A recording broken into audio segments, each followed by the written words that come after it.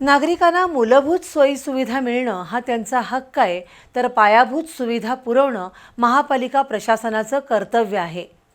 ठेकेदारांचा निष्काळजीपणा आणि अधिकाऱ्यांचं दुर्लक्ष यामुळे नागरिकांना पुरेसं पाणी मिळत नाही.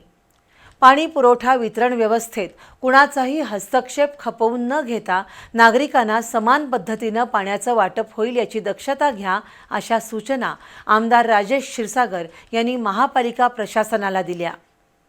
कोल्हापुरातील उमा टॉकीज परिसर, लक्ष्मीपुरी, शाहूपुरी, नागाळा पार्क परिसरात अपुरा आणि दूषित पाणी पुरवठा होतो. या प्रश्नावर आमदार राजेश क्षीरसागर यांनी महापालिकेच्या अधिकाऱ्यांसमवेत बैठक घेऊन त्यांना धारेवर धरलं.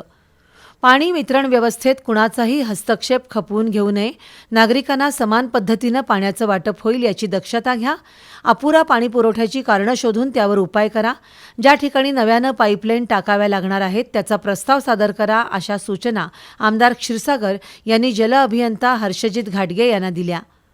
अमृत योजनेतील पहिल्या टप्प्याचं काम मे अखेरीस पूर्ण झालं पाहिजे, अन्यथा ठेकेदारावर फौजदारी दाखल करावी, असंही आमदार क्षीरसागर यांनी सांगितलं.